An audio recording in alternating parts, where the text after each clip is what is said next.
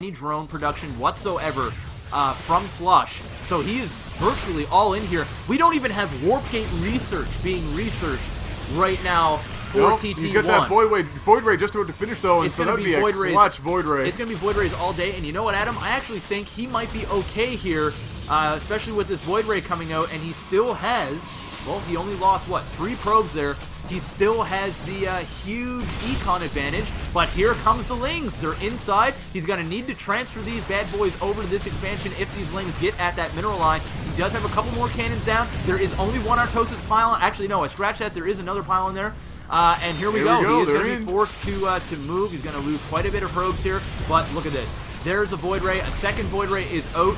And now 3 more gateways. You can start building units out of this. And you know what? I think Slush just made his grade. Yeah, no, Slush is going to have to do something pretty spectacular now with all these Void Rays that will never be out. He actually did stop that other Void Ray from happening, which is a great move here. He actually got rid of that pylon. He might even get rid of this Nexus. It'd be awfully close. It's going to be extremely close. I think it's going to stay alive. He's going to use these probes. Okay. The probes are down. He's okay. Back home, we're looking at Slush actually building up his queen count right now. He didn't actually go much further than that. I don't think he has layer tech or anything like that. I don't know if he's been building spore crawlers. I haven't been paying attention, but he is getting another queen there.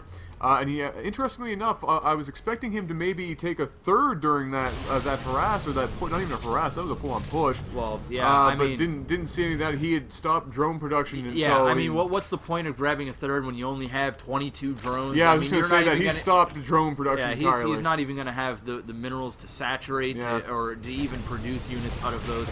He basically droned up really heavy as soon as that attack failed. And you know what? Let's not take away from TT1 here. He did a fantastic defend. Absolutely. I mean, that's a lot of units to deal with. Absolutely. And he dealt with it with just basically 2 Void Rays and a Stalker. And of course, cannons. He barely took any damage whatsoever. I mean, that was a lot of units for 12 probes, and considering he was like quadruple, or not quadruple, that's a little overkill, but double the amount of worker count. Oh, absolutely. I mean, he's so far ahead in this game He's still right now. very far ahead, and there is the layer tech going down, and I saw it a couple of Evo chambers, if not at least one, and so I would expect we're going to see some spores here somewhere. Or he's just queening up like crazy. He is queening up like crazy, and you know he's not pushing in with these Void Rays. He went over he might here just to be check. map controlling. He went over here to check for a third. Yep. There is no third. He's going to realize he can't handle this right now.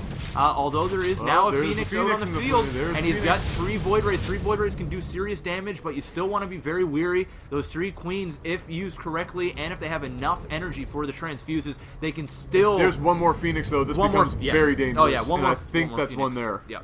And there it is. So this now becomes scary for Slush, and he's going to need spores. And are we going to see it? There they are. Now he's going to be in a little better position. But 2 Phoenix and 3 Void Rays is a very scary thing for a Zerg that isn't ready for it. And you know, unless you have a lot of queens, 3 queens isn't going to do it. No. Not with 2 Phoenixes on the field, and so he's going to have to do something pretty spectacular here. The spore crawler is down, but there's only one. Whoa, picking up that spore picked crawler. it up. This is a great opportunity, but I don't know if he's got enough energy to deal with it. He's going to pick up. I